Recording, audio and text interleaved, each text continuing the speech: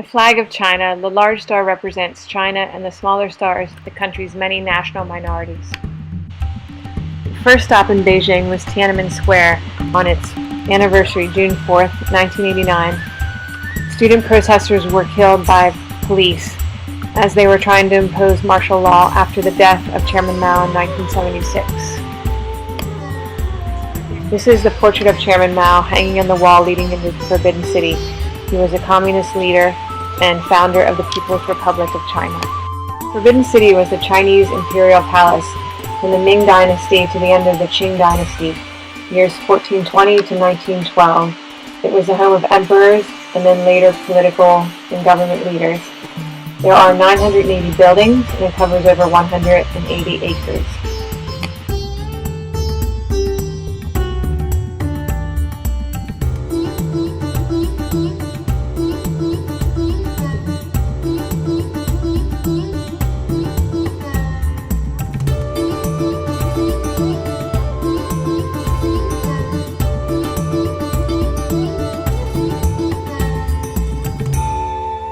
What you see here are traveling bicycles or rickshaws carrying us through the hutongs of Beijing. Hutongs are streets, small streets or alleyways with residents adjoining with each other, and they were mainly done away with, most of them in the mid-20th century, to make way for high-rise buildings and the modernization of Beijing. Still driving through the hutongs, little alleyways, streets.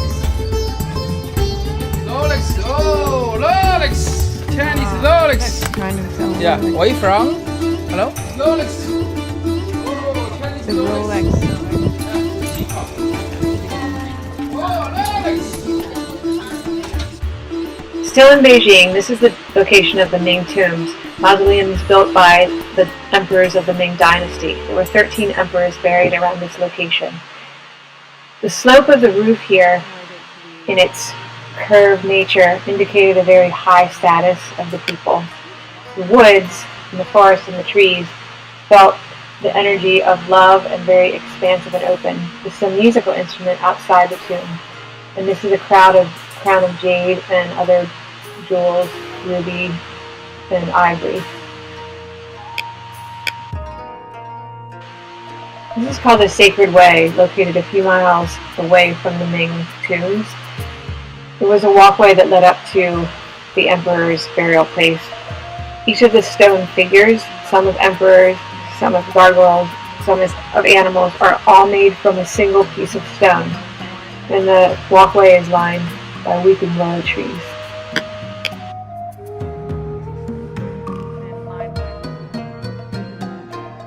This style of vase is called cloisonné, and it's made from a bronze, brass, or more recently copper vessels. Small pieces of wire were put onto the vessels, and then enamel was put into each one of different colors to form the different patterns.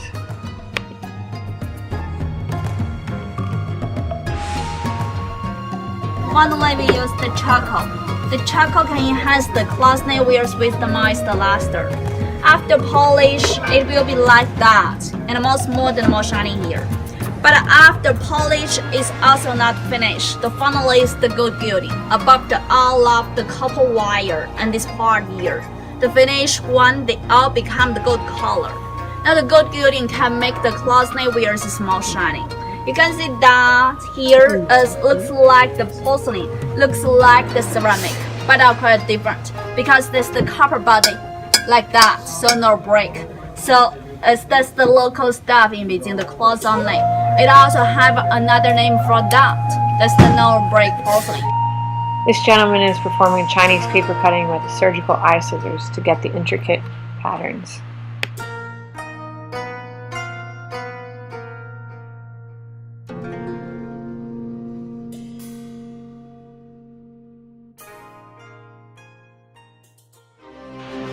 This is the Great Wall of China, one of the ancient wonders of the world.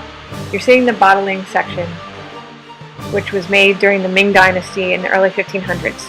The initial wall was started in 220 BC by the Emperor Qin. Much of that no longer exists.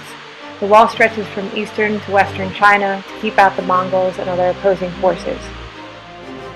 The wall is 13,170 miles long, 25 feet high, and about 16 feet wide. The thing that impressed me most was the elevation, how steep it was in certain sections, and how men were able to bring up the stone and brick and build this wall at that elevation, about 3,300 feet above sea level.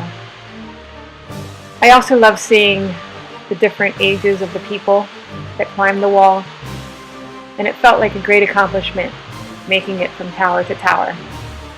It was definitely an impressive sight to see.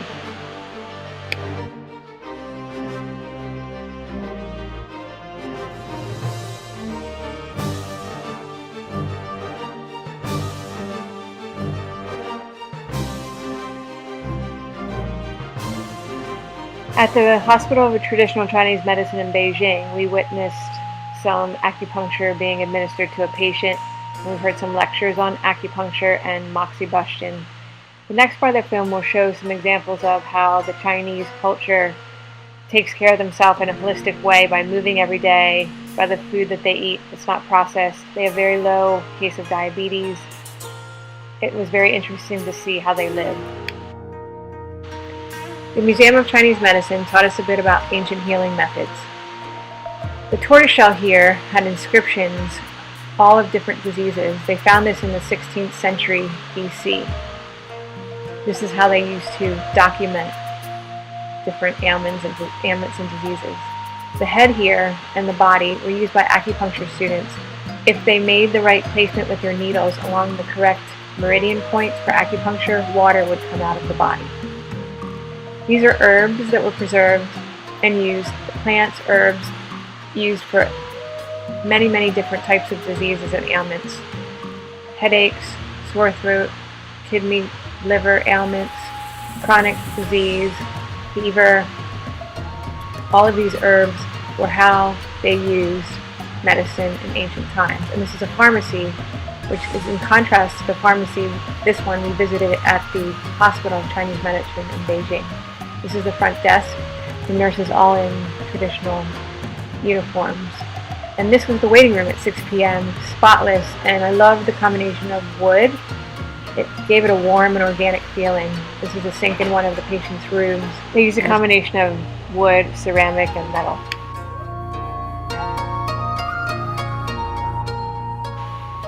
There are 5 arms of Chinese medicine: acupuncture, herbal medicine, massage and bone setting, martial arts like Qigong and Tai Chi, and dietary therapy.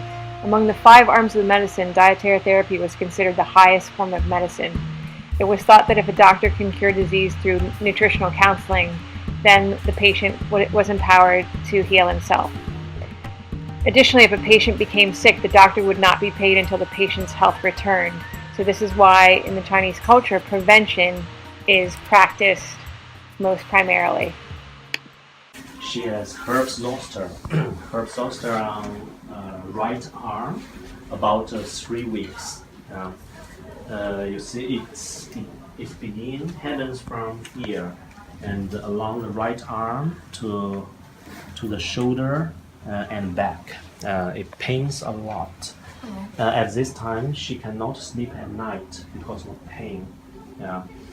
And I made the diagnosis from the tongue and pulse, and I think she belongs to liver hyperactivity. Has shingles?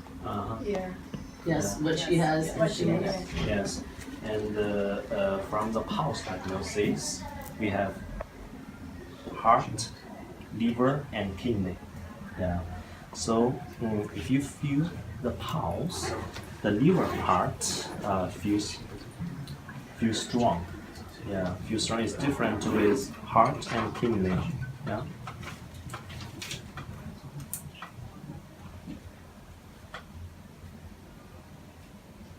And the right arm,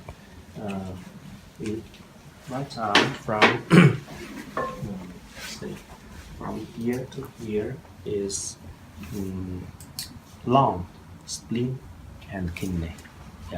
So each part corresponds to each internal organs.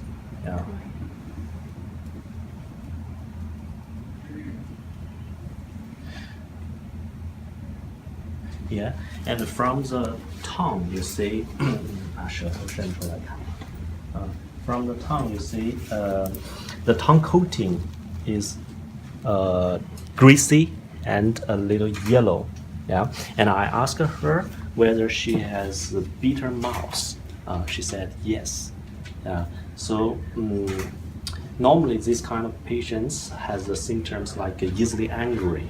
Yeah, and the distension pain along the rib cage.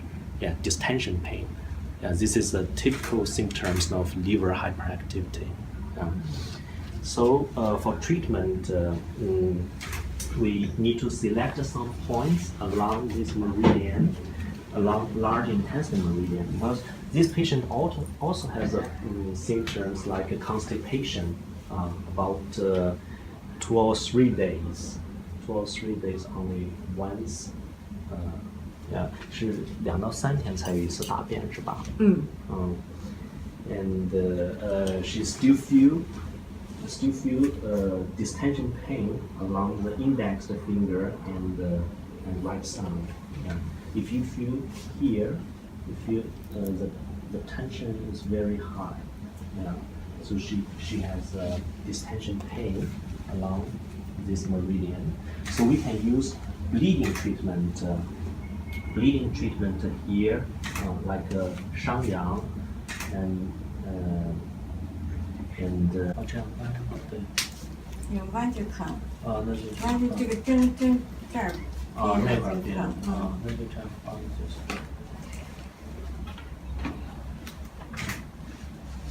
哎，好了，就行了。So is that uncomfortable because she's already inflamed from the herpes, like the virus? Yes. And putting the needle in might be like a little, but eventually it's going to calm it all down. Yeah. Yes. And after the acupuncture, we also need to use bleeding treatment. Bleeding treatment along large intestine, like the beginning point, 商阳, yeah, and the long point, long meridian, 烧伤, yes. What's a bleeding treatment exactly? The bleeding treatment can decrease the distension pain. Yeah, can decrease the distension pain very quickly. Dr. Zhao showed us the bloodletting, which releases some of the pressure on the finger.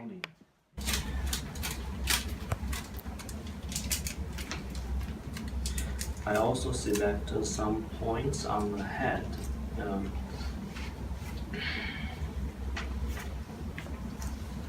Because in TCM theory, we believe heart controls the mind. Yeah, so 慢慢的深呼吸一下，别紧张。把那个注意力放在呼吸。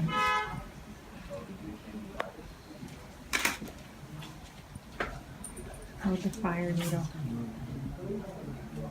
Adding heat to the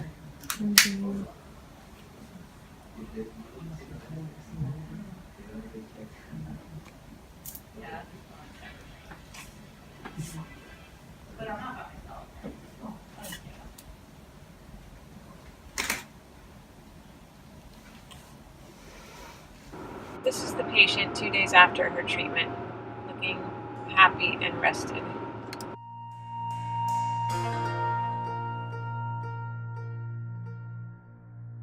What is 得气 in your idea? In my idea is qi is the vital force of the body. It is that which animates us and does not really have an anatomical part, but it is what our soul or spirit or what gives us life. That's what I would say. That's right. And could you explain what is the feeling of 得气 when the needles put in the acupoints? Myself, in my own experience, when I've had acupuncture, Yeah. I've done both. I've treated like an active condition, been treated for like a shoulder issue, and then I've also just been treated for prevention, for just balancing of the qi. And I always feel improvement. I've had physical improvement and mental emotional improvement. So when the needles put in the acupoints, do you have any feeling? in those point. Once in a while, there's a painful spot. Painful. It can be, but for the most part, no. Okay. So normally how long? I mean, the needle you used in America, normally how long? But similar to what you were using, What I yeah. used? Are those, yeah. Some a little shorter. This long? Shorter. Shorter. For me, shorter. I don't know. Are those other stainless steel? Or this Yes, this is what we used mostly in our clinic. It's 40 millimeter in length, and the diameter is 0.25. Yeah, and why not ask the De Qi feeling? Because it's very important when we use acupuncture. In TCM theory, we believe only when the patient has a De Qi feeling, the acupuncture has an effect. Yeah. So this morning I remember I do the acupuncture for you. This is when I put the needles in Neiguan point. Only when you have the distension, numbness, or electric feeling, that means you obtain qi at the local point.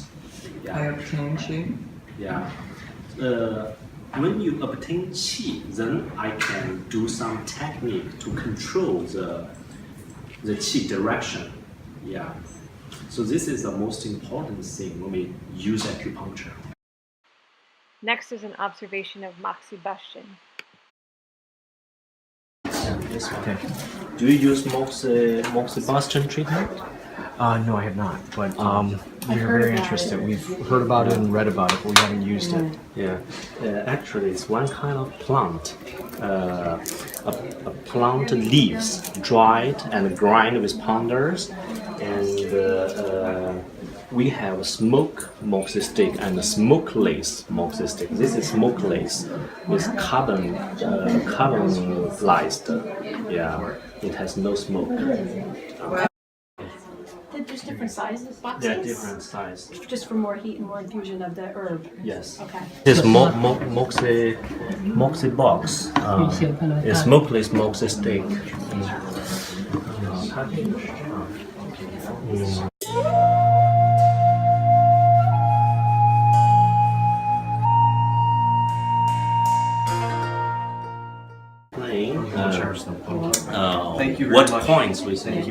What points we select by the Zhusanli, stomach 36 and Tai Xi. Yeah, these points have a function to nourish qi.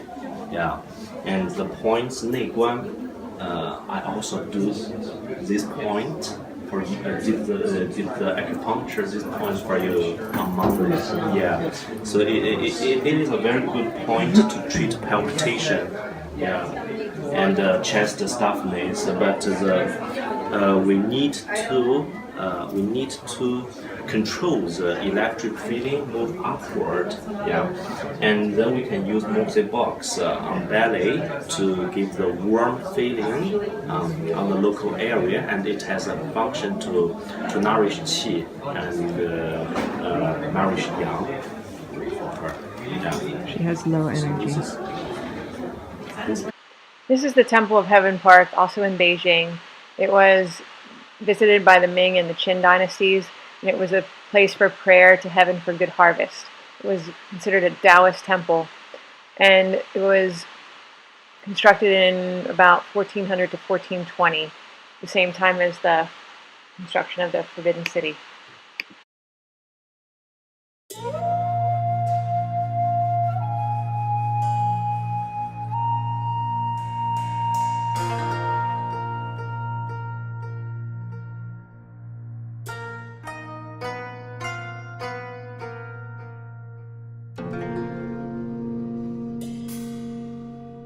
What is apparent to me here is how movement is just part of their daily life.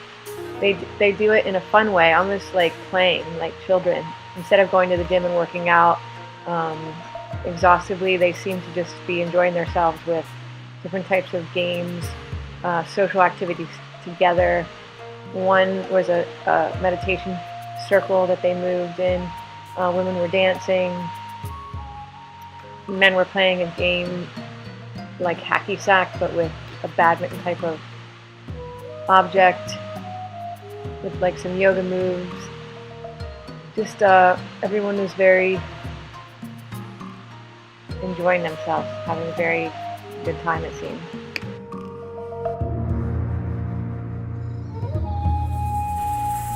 As we walked through the park at 7:30 and 8 a.m., this is what we saw, just all the different sections with people doing all different kinds of activities, and many of the people were older, as you can see.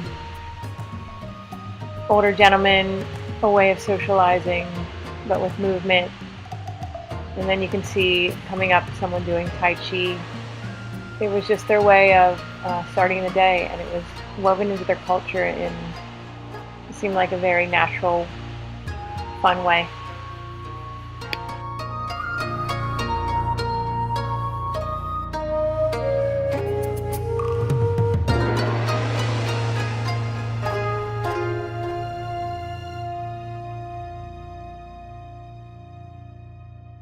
This is how they keep everything so clean, like the brooms. I was amazed with 21 million people in Beijing and about 24 million people in Shanghai, how clean everything was. Keeping it clean, keeping it clean. It was so clean to me compared to New York at 8.5 million people. The Summer Palace in Beijing was originally constructed in 1153 when the Jin Dynasty emperor moved the capital to Beijing and wanted to build a place of lakes, gardens, and palaces for people to visit.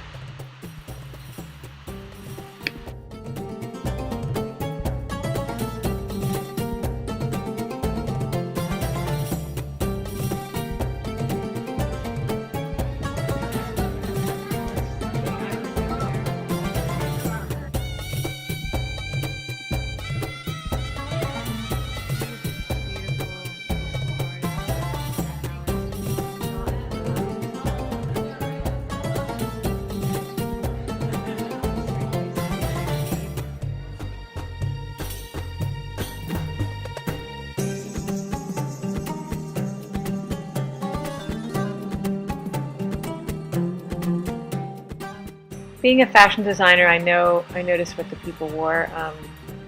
They really seemed to dress up. It was nice, a lot of tailored clothing.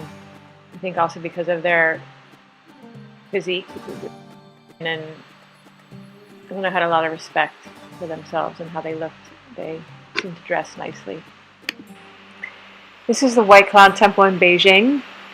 It's a Taoist temple. Taoism is the study of the Tao, which is something that means the source of, or everything that exists. In Taoism, there's a focus on naturalness. There's a focus on the physical body, which is Jing, the mental body, which is Qi, and Shen, which is the spiritual power and essence. Much of the emphasis is on naturalness, and doing is actually just being, making the most of this lifetime and having longevity. Many of the temples are called monasteries, and the priests are the men that impart the religious knowledge. Everything is about nature, being one with nature, so their buildings are really respecting the trees around them, and the buildings are built around the trees, preserving them. I think I was moved most by this next site, the Terracotta Warriors, which was the Emperor Ming's 6,000 terracotta warriors that were found buried under the ground as a guard to his tomb. They were found by a farmer in 1974. Many of them were in pieces. They've taken years to refurbish. They're still continuing to refurbish. They've built a museum right around the site, on top of the site. It was amazing to me how each warrior looked like it was done by the same artisan's hand. The faces they were all different, but the style was the same. Apparently they were cast first. A cast was made or a mold, and then the terracotta was put into the mold. My theory is that I know that the emperor killed each warrior after he fought in battle. So it's possible that the deceased warriors were put into the cast to make the cast, and then when they were fired in the kiln, the bodies were essentially cremated. This is refurbishing efforts. They took tiny little instruments, gluing each piece together, repainting some. The warriors actually were originally brightly colored with paint. When they were found, they looked like worn paint and terracotta colors. The initial tomb took nearly 4 decades to complete.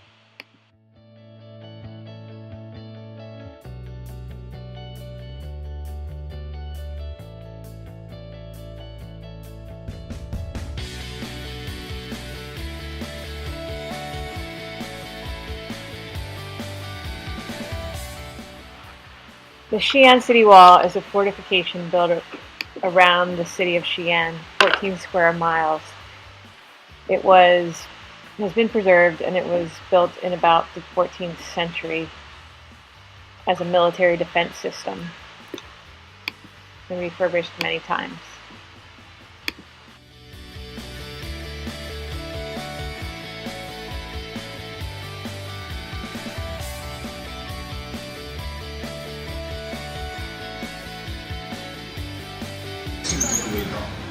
This is the famous Muslim street in Xi'an. The Chinese seem to profess that they don't have one religion that's predominant.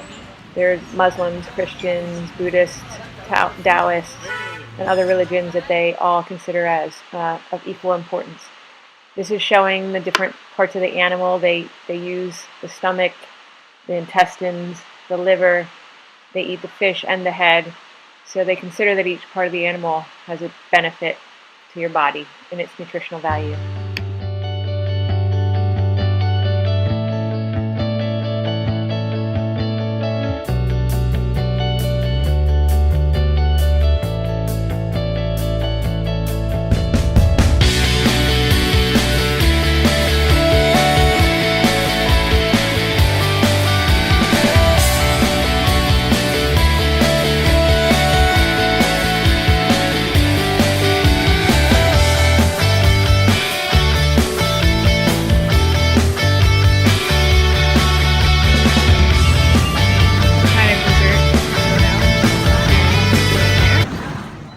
Another factor in their holistic health was their food. I found their food to be very fresh. No processed sugar. They only had watermelon for dessert. They didn't add sugar to their tea. They didn't have a lot of processed flour, wheat, or dairy. They used rice flour and only some flour and some fried things. For the most part, everything was fresh, and I felt less sluggish. I didn't suffer from jet lag. My digestion was good, and I really attribute that to the clean food that they eat. They have hot water or tea or regular water for their meals. Even their Coca-Cola has less sugar. We have 65 grams of sugar for 20 ounces. They use about 10. They gear it toward their culture. They serve their food on a lazy Susan. We had chopped sticks and very small plates, so I feel like it forces us to eat less. There was fresh chicken, hot tea, bok choy, and I also noticed that they didn't use condiments, no salt, pepper, sugar, extra things on their food for flavor. It's just clean eating. This is the noodle house we went to in Xi'an, first noodle under the sun. Dishes are noodle based. Is that chicken? Yeah. They come around on the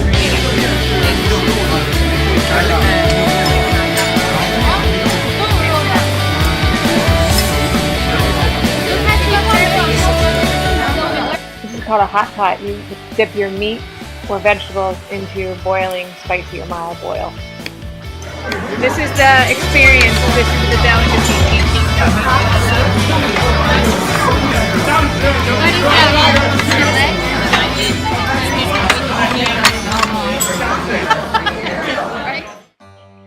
I was struck by the diet of the Chinese and how they have very little sugar in their food compared to what we have in the US. They have very little processed flour, wheat, or dairy. They have rice flour But the wheat, the dairy, the processed sugar, and the processed flour seem to be very low in their diet, and I think that really contributes to their overall health as well as their daily movement and exercise is just woven into their way of life.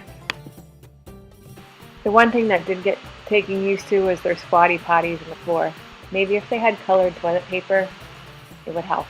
Still in Xi'an, this is the Lugantai Temple. It's a Taoist temple and thought to be the place where the Tao Te Ching was composed. The Tao Te Ching is a text that was created possibly around the 4th century BC, and it was the fundamental text for the philosophies of Taoism and also influenced legalism, Confucianism, and Chinese Buddhism.